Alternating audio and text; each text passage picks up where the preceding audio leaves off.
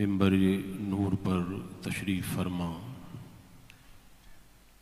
علماء کرام، حفاظ اعظام، ائمہ مساجد، ثنا خان مصطفیٰ صلی اللہ تعالی علیہ وسلم، جملہ خوش عقیدہ حاضرین، السلام علیکم ورحمۃ اللہ وبرکاتہ۔ الحمدللہ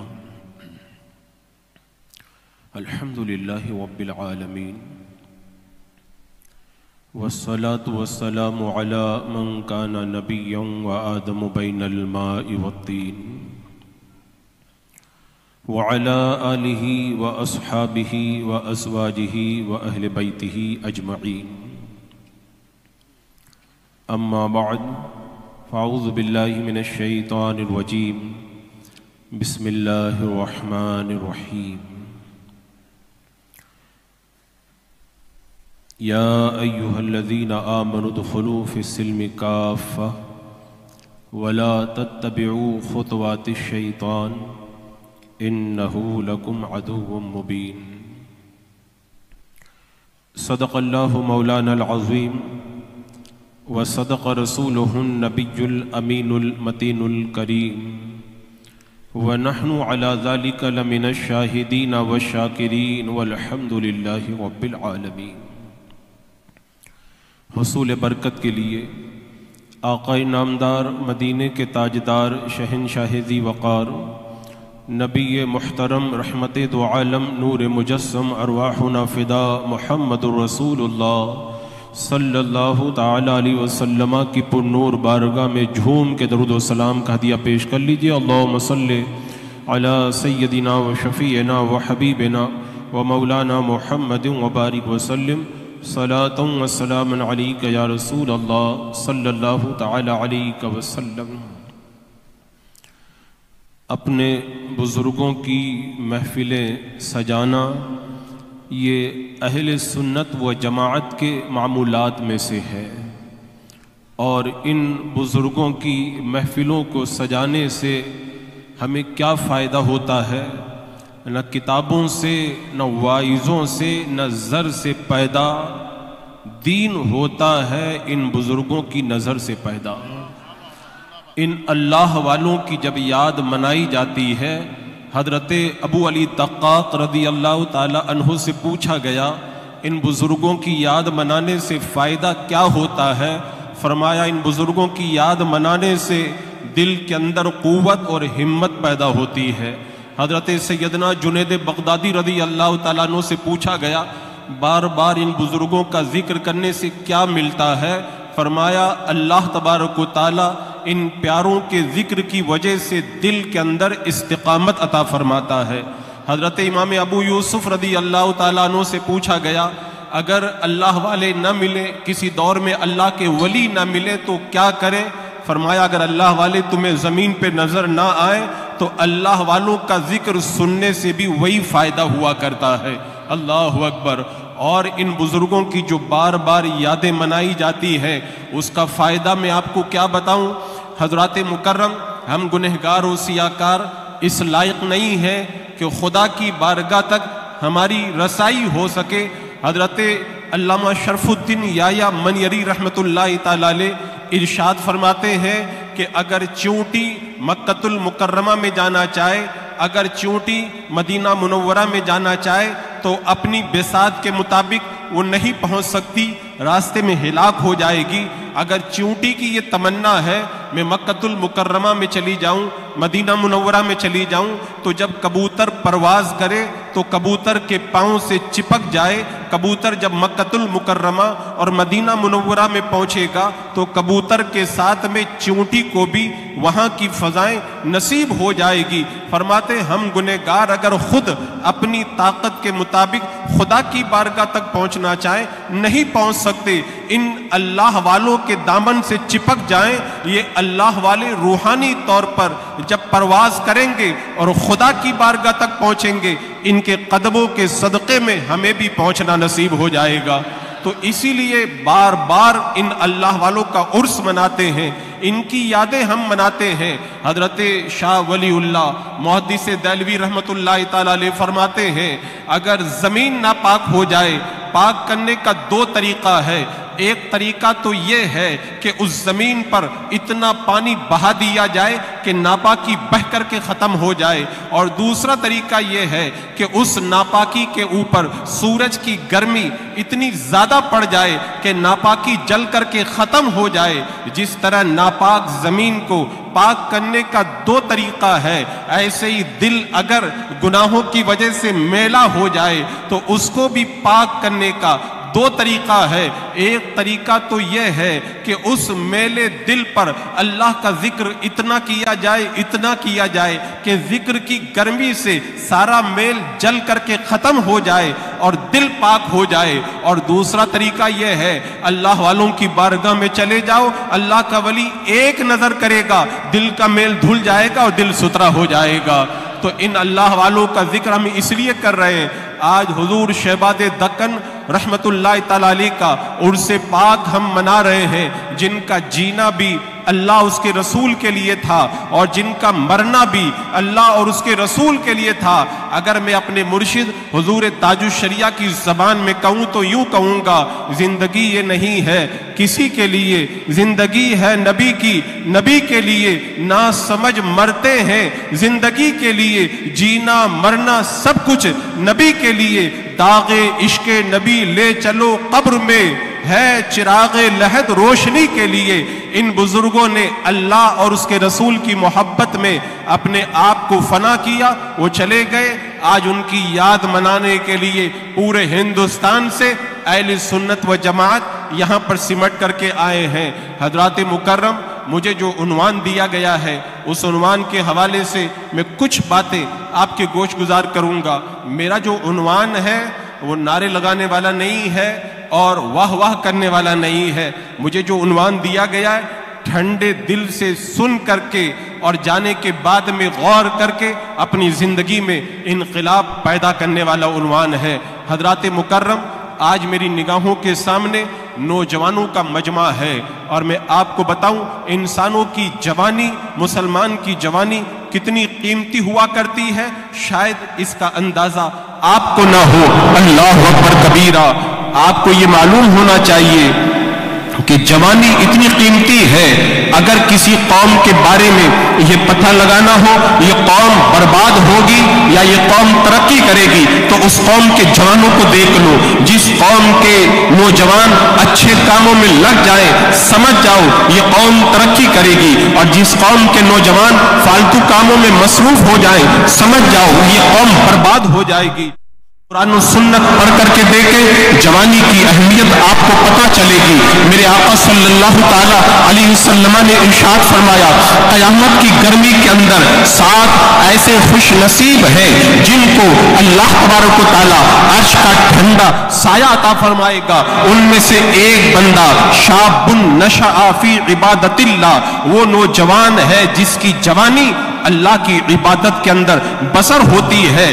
اور جوانی کا معاملہ سنے، میرے آقا فرماتے ہیں قیامت کے میدان میں بندہ جب پہنچے گا اس وقت تک اپنے قدموں کو نہیں ہٹا سکے گا جب تک 5 سوالوں کا جواب نہ دے دے۔ ان میں سے ایک سوال یہ کیا جائے گا، وَأَن شَبَابِهِ فِيمَا أَبْلَى، اے بندے بتا تو نے اپنی جوانی کو کہاں پہ گزارا تھا۔ اللہ اکبر کبیرہ۔ سلطان صلاح الدین ایوبی رحمت اللہ تعالی علیہ نے فرمایا تھا، اگر کسی قوم کو ہرانا ہو تو کچھ کرنے کی ضرورت نہیں ہے، اس قوم کے جوانوں کو عیاشی میں لگا دو، وہ قوم بغیر کسی جنگ کے ہار جائے گی۔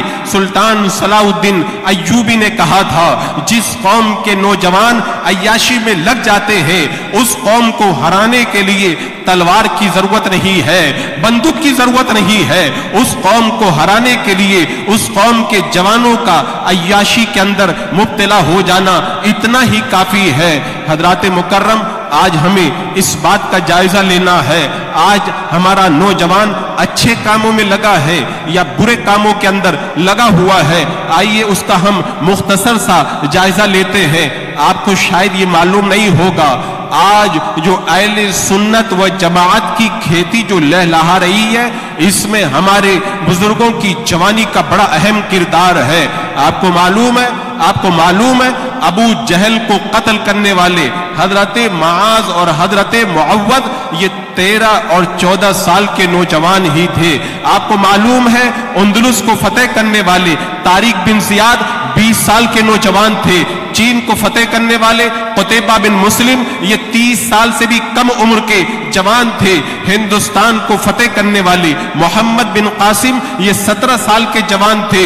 حضرت سعد بن ابی وقاص جب بدر کے میدان میں آئے تو ان کے چہرے پر داڑھی کا ایک بال بھی نہیں نکلا تھا۔ ملک شام کی طرف میرے آقا نے حضرت اسامہ بن زید کو جب لشکر دے کر کے روانہ کیا تو ان کی عمر صرف 18 سال کی تھی۔ امام مالک رحمت اللہ تعالی علیہ جب مدینہ منورہ کے اندر پڑھانے کے لیے بیٹھے ہیں ان کی عمر صرف 17 سال کی تھی۔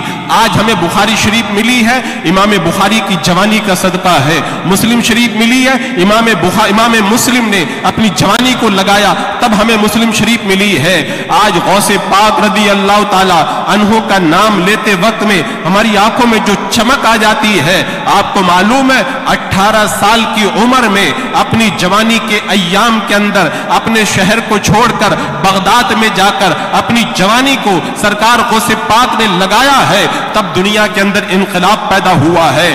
آج تفسیر کی کتابیں ہمارے بزرگوں کی جوانی کا صدقہ ہے، حدیث کی کتابیں ہمارے بزرگوں کی جوانی کا صدقہ ہے۔ پوری دنیا کے اندر اسلام کی جو روشنی نظر آ رہی ہے، یہ اسلام کی روشنی ہمیں جو ہے وہ سجا کر کے تھالی میں نہیں دی گئی ہے، ہمارے بزرگوں کی جوانی کا یہ صدقہ ہے۔ انہوں نے اپنے خون کی بوندوں سے ایک ایک اینٹ کو سرخ کفن پہنایا ہے، تب جا کر کے اسلام آج پوری دنیا کے اندر پھیلتا ہوا نظر آ رہا ہے۔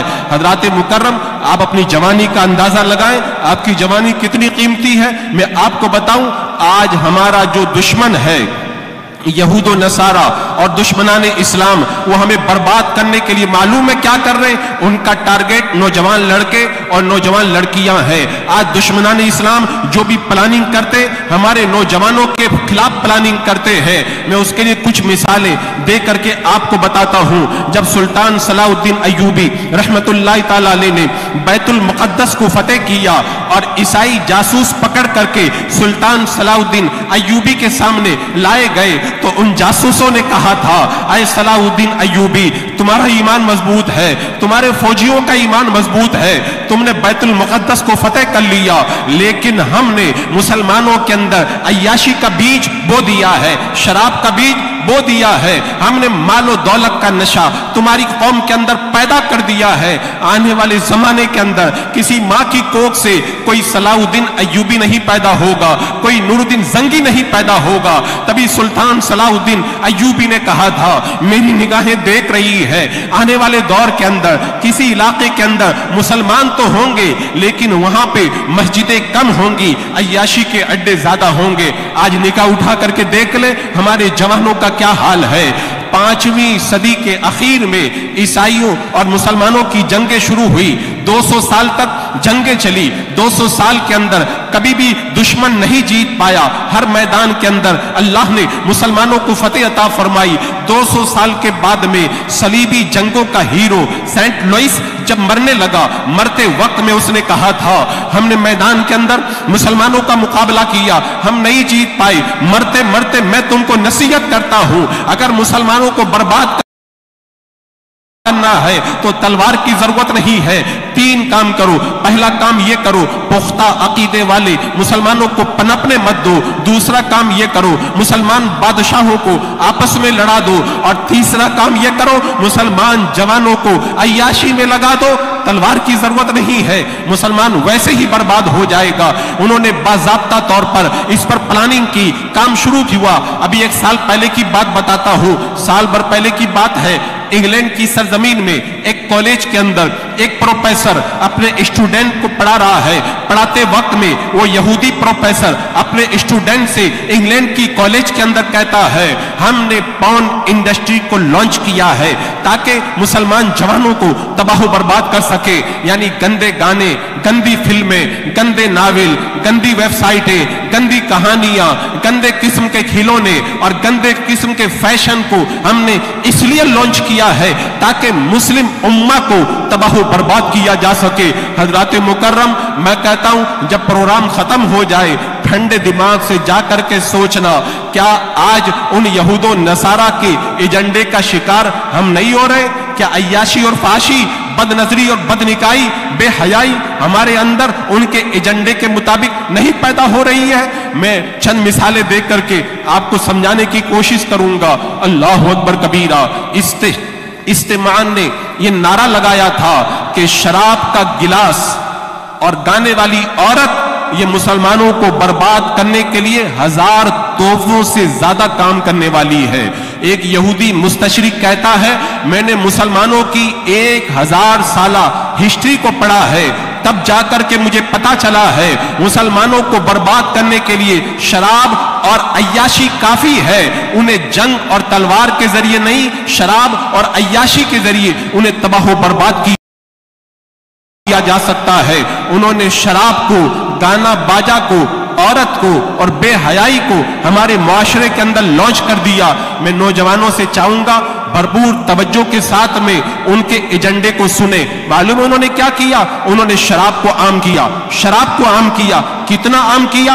आज नशा हमारे नौजवानों के अंदर कितना आम है। अफयून के नाम पर नशा, भंग के नाम पर नशा, हीरोइन के नाम पर नशा, LDS के नाम पर नशा, आज आइडेस के नाम पर नशा और कलर पेंट के नाम पे नशा, कैसे कैसे नशा के नाम, मार्फिन के नाम पे नशा, इतने नशा की किस्में निकाल दी गई है। नौजवान लड़के भी नशा कर रहे हैं, लड़कियां भी नशा कर रही है, बालिग भी नशा कर रहे हैं, नाबालिग भी नशा कर रहे हैं। मुस्लिम इलाकों के अंदर नशा को सप्लाई करके पूरे मुआशरे को तबाह बर्बाद करने की वो प्लानिंग तैयार की गई है। क्या हमारे नौजवानों को ये मालूम नहीं है मेरे आका सल्लल्लाहु अलैहि वसल्लम ने क्या फरमाया?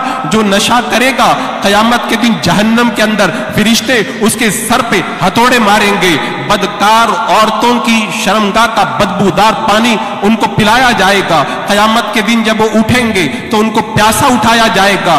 बुत परस्तों के साथ में उनका हश्र होगा।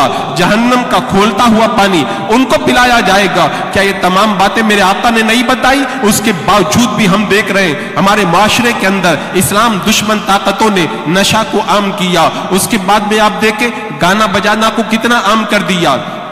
घरों में गाना, गलियों में निकल जाओ गाने की आवाज, मार्केट में चले जाओ गाने की आवाज, गाड़ी में बैठ जाओ गाने की आवाज, फ्लाइट में एंट्री करो सबसे पहले म्यूजिक की आवाज। अगर शादी का मौसम हो तो गाना, अकीका की महफिल हो तो गाना, खतना की महफिल हो उसके अंदर गाना। आज कैसे कैसे गाने का रिवाज बढ़ता चला जा रहा है। मुझे तो ताज्जुब और अफसोस होता है, बहुत सारे लोग तो अपने मोबाइल के अंदर रिंग टोन के नाम पर गाना बजा के रखते हैं। बंदा जब उनसे बात करने के लिए फोन लगाता है तो उसके कान के अंदर गाने की आवाज आती है। या तो वो फोन काट दे और या फिर गाना सुन करके अपने गुनाहों के अंदर इजाफा करे। आज गाने को कितना आम किया गया, कितना आम किया गया। अल्लाह अकबर कबीरा।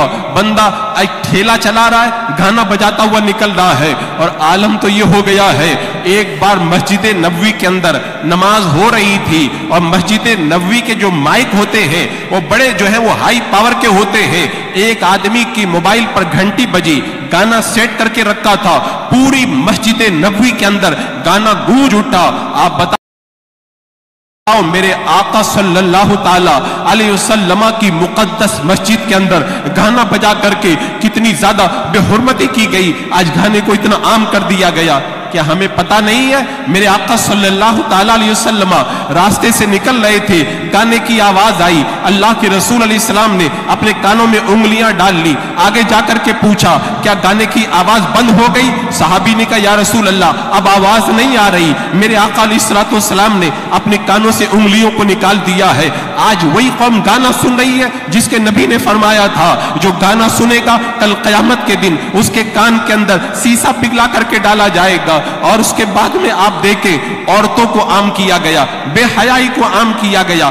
آپ گھر سے باہر نکل جائیں، سامنے آپ کو بے حیا عورت نظر آئے گی، مارکیٹ میں چلے جائیں گے عورت نظر آئے گی، دکان پہ خریدنے کے لیے جائیں بیچنے والی وہاں پر بھی عورت نظر آئے گی، آپ فلائٹ پہ چلے جائیں گے وہاں پر آپ کی نظر عورت پہ پڑتی ہوئی نظر آئے گی۔ عورت کو کتنا عام کیا گیا، صابن لینے جائیں گے عورت کی تصویر، سامان خریدنے جائیں گے عورت کی تصویر۔ یہ بے حیائی کا پورا ننگا ناچ مسلم قوم کو، نوجوانوں کو تباہ و برباد کرنے کے لیے باضابطہ طور پر لانچ کیا گیا ہے۔ اور اگر کوئی عورت کے دام میں گرفتار نہ ہو تو عورت کو بیوٹی پارلر کے اندر سوارا گیا، اونچے چپل پہنا کر کے سوارا گیا، میک اپ کر کے سوارا گیا، اس کے کپڑوں کو ہاف کر کے عیاشی کی دعوت دی۔ میرے آقا صلی اللہ تعالی علیہ وسلم نے ارشاد فرمایا تھا میری امت کے مردوں کے لیے سب سے بڑا فتنہ عورت کا فتنہ ہے۔ میرے آقا فرماتے ہیں عورتیں یہ شیطان کا جال ہے، شیطان نے یہ جال کتنا پھیلا کر کے رکھا ہے۔ عزیزان مکرم میں عرض یہ کرنا چاہتا ہوں آج ہمارے نوجوانوں کو تباہ و برباد کرنے کے لیے شراب، گانا، عورت، بے حیائی، ان تمام چیزوں کو عام کیا۔ اب سوال یہ پیدا ہوتا ہے ہمیں کیا کرنا چاہیے؟ میں اعلیٰ حضرت رضی اللہ تعالی عنہ کے ایک شعر کے ذریعے آپ کو پیغام دینا چاہوں گا۔ اعلیٰ حضرت رضی اللہ تعالیٰ عنہ نے ایک شعر کے اندر پوری نوجوان قوم کو جگہ دیا ہے۔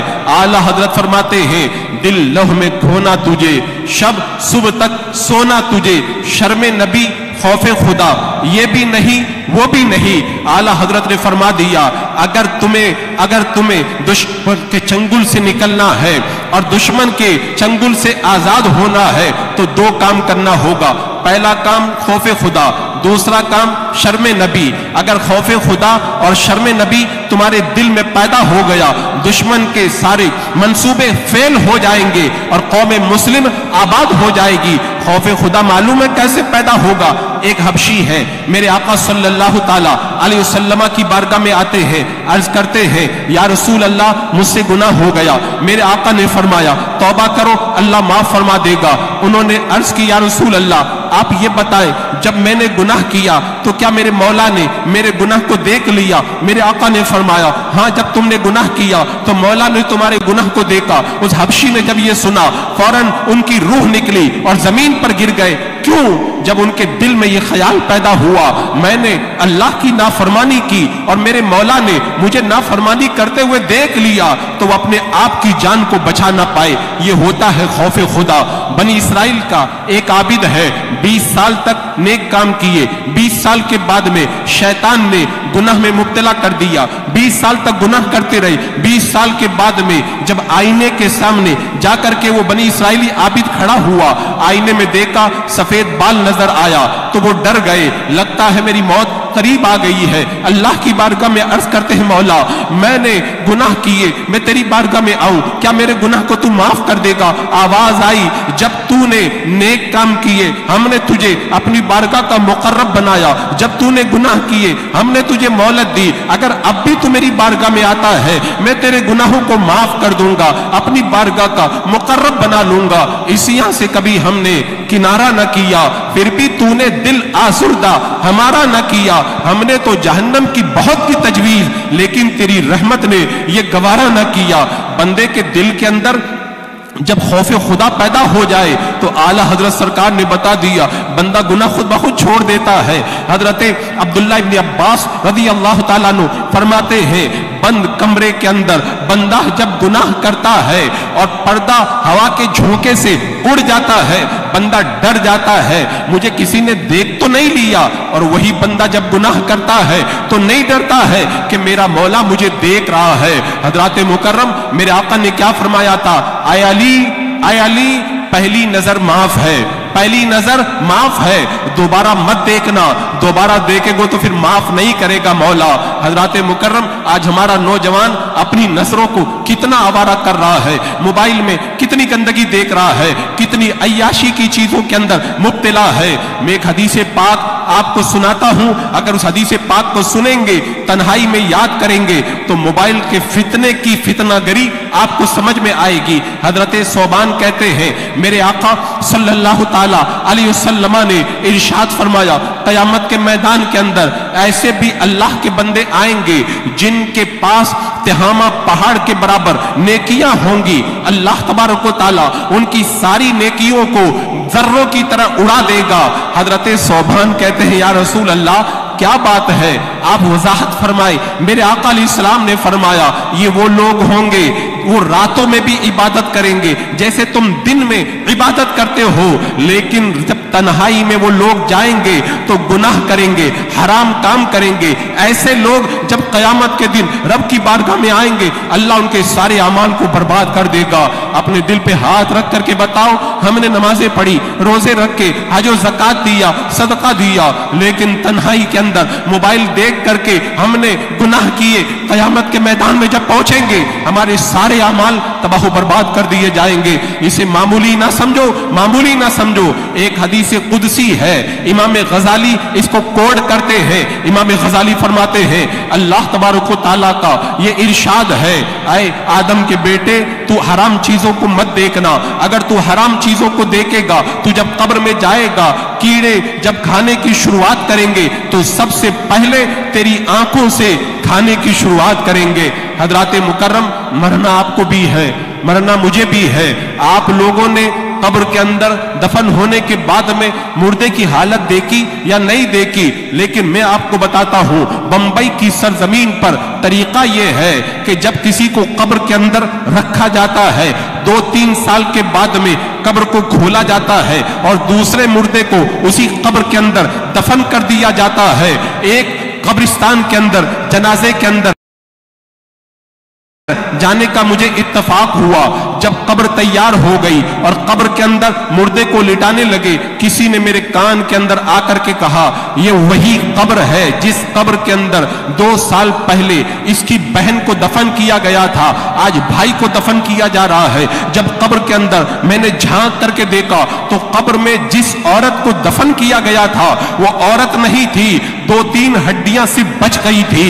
तो मेरा रब फरमाता, आदम के बेटे, जिन चीजों को मैंने हराम किया है उन चीजों को मत देखना। तू जब कब्र में जाएगा और कीड़े खाने की शुरुआत करेंगे तो सबसे पहले तेरी आंख से शुरुआत करेंगे। हजरत अबू बकर कतानी फरमाते हैं, मेरे दोस्त का जब इंतकाल हुआ, मैंने उसको मरने के बाद में ख्वाब में देखा तो मैंने पूछा कि बता,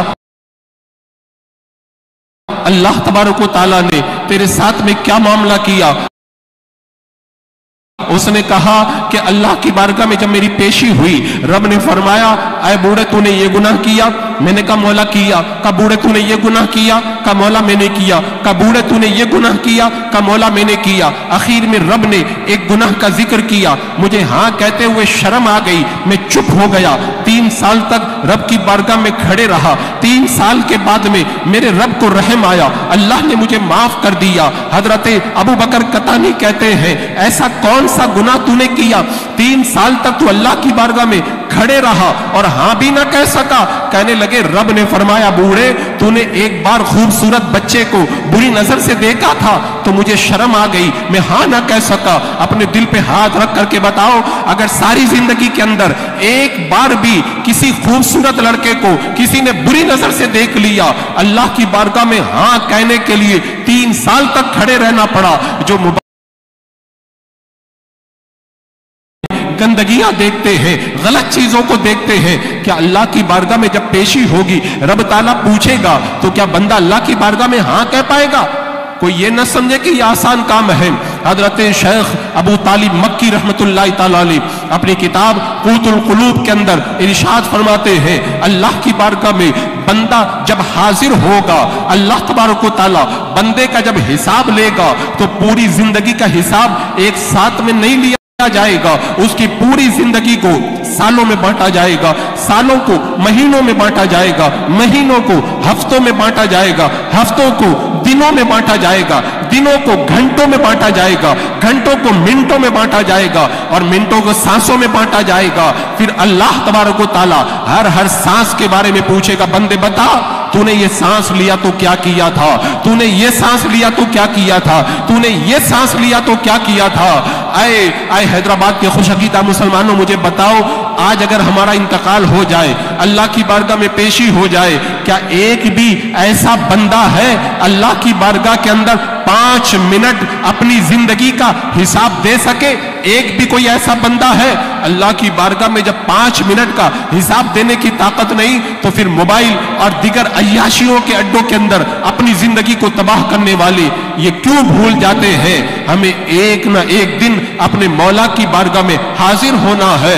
अभी मैंने बताया, आज हमारा दुश्मन हमारे नौजवानों को टारगेट करके ऐसी चीजों को लॉन्च कर रहा है ताकि हमारा नौजवान पूरी तरह अय्याशी में गिरफ्तार हो करके अपनी दुनिया भी तबाह करे और अपनी आखिरत भी तबाह करे। आला हजरत ने सही फरमाया था, दिल लहू में खैना खोना तुझे, शब सुबह तक सोना तुझे, शर्मे नबी खौफे खुदा ये भी नहीं वो भी नहीं। आज हमारे अंदर खौफे खुदा नहीं और शर्मे नबी भी नहीं है।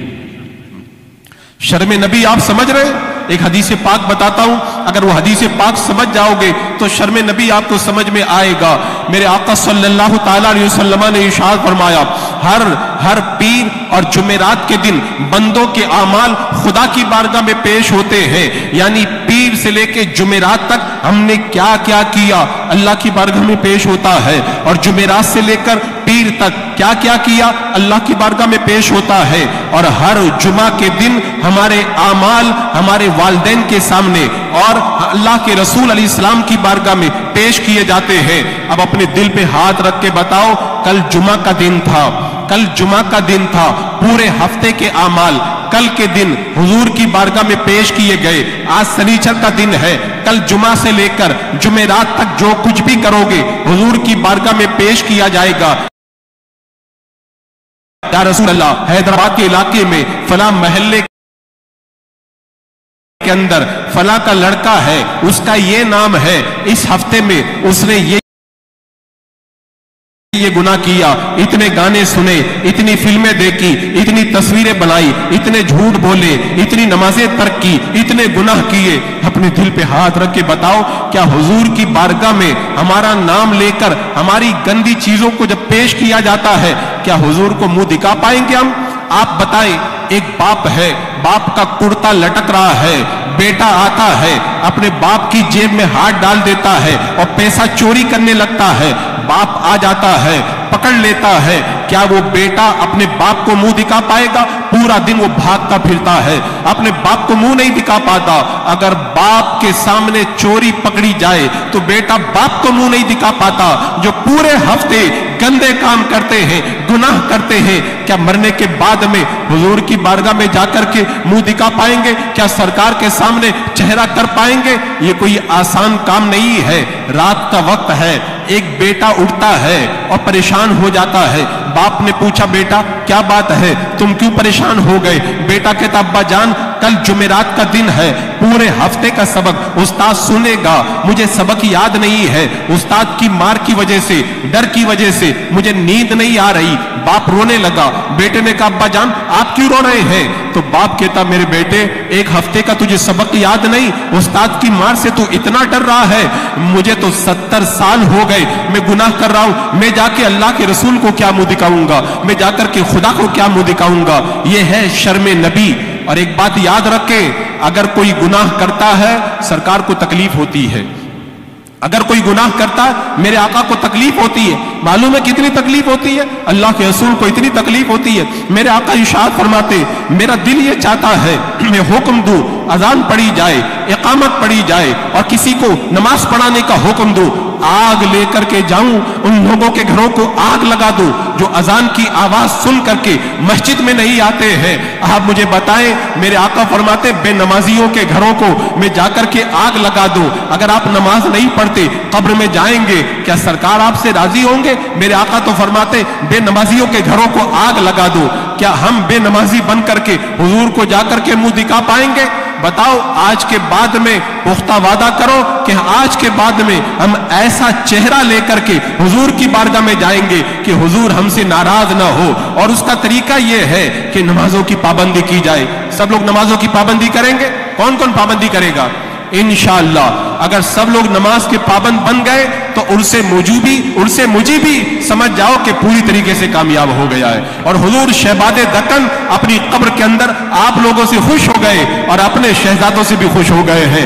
हजरात मुकर्रम, हुजूर को नाराज करना कितनी बड़ी बात है, कितनी बड़ी बात है मैं बताऊं। अल्लाहु अकबर कबीरा। मेरे आका सल्लल्लाहु ताला अलैहि वसल्लम की बारगाह में किसरा के दो कासिद आते हैं, उनके चेहरे पे दाढ़ी नहीं है। हुजूर ने देखा, चेहरा दूसरी तरफ कर लिया, फरमाया तुमने दाढ़ी क्यों मुंडाई? कहने लगे हमारे बादशाह ने हुक्म दिया है। मेरे आका फरमाते हैं मुझे तो मेरे मौला ने, मुझे तो मेरे रब ने चेहरे पे दाढ़ी बढ़ाने का हुक्म दिया है। अब अपने दिल पे हाथ रख करके बताएं, अगर कोई काफिर मेरे आका की बारगाह में आए और चेहरे पे दाढ़ी ना हो, हुजूर चेहरा दूसरी तरफ कर लेते हैं। अगर आपके चेहरे पे दाढ़ी ना हुई, कब्र में चले गए और जब मुनकर नकीर आएंगे तीसरा सवाल करेंगे, मा कुंता तकूलु फी शान हादर रजुल, हुजूर तशरीफ लाएंगे, आपके चेहरे पे दाढ़ी न होगी। अगर हुजूर नाराज हो गए और चेहरा दूसरी तरफ चल कर लिया तो बताओ हमारा क्या हाल होगा। इसीलिए कहते हैं आज ले उनकी पनाह, आज मदद मांग उनसे, फिर ना मानेंगे कयामत में अगर मान गया। अगर आका को राजी करके गए तो क्या होगा? कब्र में लहराएंगे ता हश्र चश्मे नूर के, जलवा फरमा होगी जब तलअत रसूलुल्लाह की, नसीब तेरा चमक उठा देख तो नूरी, अरब के चांद लहद के सिराने आए हैं। अगर अल्लाह के रसूल को राजी करोगे कब्र में जाओगे, आका खुश हो जाएंगे, कहेंगे ये तो मेरा गुलाम है, ये तो मेरा उम्मती है, और मेरे आका उसे जन्नत के अंदर लेकर के जाएंगे। तुझसे और जन्नत से क्या मतलब, वहां भी दूर हो, हम रसूलुल्लाह के, जन्नत रसूलुल्लाह की। हजरात मुकर्रम, शर्म नबी और खौफ खुदा, ये दोनों चीजें अगर आज हमारे नौजवानों में पैदा हो जाए, इनकलाब पैदा हो जाएगा। आज बहुत सारे कॉलेज के नौजवान आते और आकर के मुझसे कहते हैं कि हजरत आखिर बात समझ में नहीं आती, हमारा खुदा सच्चा, हमारा नबी सच्चा, हमारा कुरान सच्चा, हमारा दीन सच्चा। आज हमारी रूए जमीन पर कितने अल्लाह के वली मौजूद हैं, हुजूर कायद मिल्लत मौजूद है, हुजूर मोदी से कबीर मौजूद है, कितने बुजुर्गान दीन मौजूद है, सब दुआ कर रहे हैं फिर भी मुसलमान सताए जा रहे, सब दुआ कर रहे फिर भी मुसलमान मारे जा रहे, सब दुआ कर रहे फिर भी मुसलमानों के खिलाफ कानून बन रहे हैं। आखिर बात क्या है? तो आओ मैं आपको बताता हूं। मेरे आका सल्लल्लाहु ताला अलैहि वसल्लम ने इरशाद फरमाया कि ऐसा कौम, ऐसा वक्त आएगा कि एक अल्लाह का बंदा लोगों के लिए दुआ करेगा, अल्लाह तबारक व तआला दुआ को कबूल नहीं फरमाएगा और कहेगा तू अपने लिए जो मांगना है मांग ले, मैं अता करूंगा, लेकिन लोगों के लिए मत मांग, इसलिए कि लोगों ने गुनाह करके मुझे नाराज कर दिया है। अल्लाह हमसे नाराज है, अल्लाह के रसूल हमसे नाराज है, तभी तो हमारी दुआएं कबूल नहीं हो रही है। आज मालूम है लोग क्या कहते हैं? आज लोग कहते हैं इतनी दुआएं कर रहे हैं, उसके बावजूद भी फिलिस्तीन पे जुल्म हो रहा है, मुसलमान मारे जा रहे हैं। आपको पता है, आपको पता है रात के वक्त में अल्लाह तबारक व तआला की रहमतें आसमाने दुनिया पे उतरती है कोई मांगने वाला अता करूं, है कोई सवाल करने वाला मैं दूं, है कोई रोजी का तालिब मैं रोजी अता करूं, है कोई मगफिरत का तालिब मैं उसकी मगफिरत कर दूं। जब अल्लाह की रहमतें आवाज देती है, हमारा नौजवान फेसबुक पे लगा होता है, हमारा नौजवान इंटरनेट पे लगा होता है, हमारा नौजवान व्हाट्सएप पे लगा होता है और सुबह में उठ करके कहता है अल्लाह हमारी दुआएं कबूल नहीं करता। मैं कहता हूं जिस वक्त अल्लाह की तरफ से सदाएं दी जा रही थी, अल्लाह रब्बे कदीर की रहमतें आवाज दे रही थी, तब तो हम गुनाहों के अंदर लगे हुए थे और अब कहते हैं अल्लाह तबारक व तआला हमारी दुआ को क्यों नहीं कबूल फरमाता। अजीजाने मुकर्रम, अल्लाह उसके रसूल को राजी कर लो, आज उनकी पनाह, आज मदद मांग उनसे, फिर ना मानेंगे कयामत में अगर मान गया آج ہم نے اپنے گناہوں کے ذریعے اپنے مولا کو راضی کیا ہے۔ یہاں پہ ایک بات اور بتاؤں، ہمارے کچھ نوجوان کیا کہتے ہیں، حضرت ہم تو توبہ کر لیتے ہیں کہ موبائل سے دور رہیں گے، اس کے اندر گندی چیزیں نہیں دیکھیں گے، لیکن ہماری توبہ ٹوٹ جاتی ہے۔ ہم توبہ کرتے پھر موبائل کھولتے پھر گناہ میں مصروف ہو جاتے ہیں۔ ایک بزرگ کی بارگاہ میں ایک بندہ آ کے کہتا ہے، حضرت میں توبہ کرتا ہوں لیکن جب باہر نکلتا ہوں عورت پہ نظر پڑتی ہے، میری توبہ ٹوٹ جاتی ہے۔ بزرگ نے کہا ایک کام کرو، یہ دودھ کا پیالہ لو اور دودھ کا پیالہ لے کر بازار سے گزر کر کے جاؤ، میرے دوست کے گھر پہ دے کے آؤ، تمہارے پیچھے دو پہلوان چلیں گے، اگر راستے کے اندر تم نے ایک قطرہ بھی گرایا یہ پہلوان تمہاری پٹائی کریں گے۔ وہ دودھ کا پیالہ لے کر کے گیا اور لا کر کے واپس آ کر کے اپنے پیر کو بتایا، میں دودھ کا پیالہ آپ کے دوست کو دے کر کے آ گیا۔ تو بزرگ نے فرمایا بتاؤ جب تم دودھ دے کر کے آئے راستے میں کتنا دودھ گرایا؟ کہا حضور ایک قطرہ بھی نہیں گرایا۔ کہا راستے میں کتنی لڑکیوں کو دیکھا؟ کہا کسی لڑکی کو نہیں دیکھا۔ کہا تم تو بار بار توبہ توڑ دیتے تھے، تم نے کسی لڑکی کو کیوں نہیں دیکھا؟ کہا حضور میرے پیچھے دو پہلوان چل رہے تھے، میں ڈر گیا، اگر میں نے ادھر ادھر دیکھا دودھ گر جائے گا، یہ مجھے ماریں گے، تو میں دودھ کو دیکھ رہا تھا، لڑکیوں کی طرف میری نظر نہیں اٹھی۔ تو بزرگ نے فرمایا جب پہلوانوں کا ڈر ہو تو تمہاری نظر کسی غیر کی طرف نہیں اٹھتی، تو اگر تمہارے دل میں خدا کا خوف پیدا ہو جائے تو تمہاری نظر غیر کی طرف کیسے اڑ جائے گی؟ نوجوان نے کہا حضور اب مجھے بات سمجھ میں آ گئی ہے، لہذا اللہ تبارک و تعالیٰ نے کان دیے، کان پہ پردہ نہیں دیا، اللہ تبارک و تعالیٰ نے ناک دی، ناک پہ پردہ نہیں دیا، ہاتھ دیے، ہاتھ پہ پردہ نہیں دیا، پاؤں دیے، پاؤں پہ پردہ نہیں دیا، لیکن اللہ نے جب آنکھیں عطا کی تو آنکھوں کے اوپر ایسا پردہ لٹکا دیا کہ ایک سیکنڈ سے کم وقت کے اندر آنکھ پلک جھپکتی ہے، آنکھ بند ہو جاتی ہے۔ کیوں؟ تاکہ قیامت کے میدان میں اگر بندہ کہہ دیتا مولا میں تو اپنی نگاہوں کو بچا رہا تھا، میری نظر غیر پر پڑ گئی اور آنکھ بند کرتے کرتے مجھے ٹائم لگ گیا، تو اللہ نے ایسا پردہ دے دیا کہ ٹائم لگتا ہی نہیں ہے،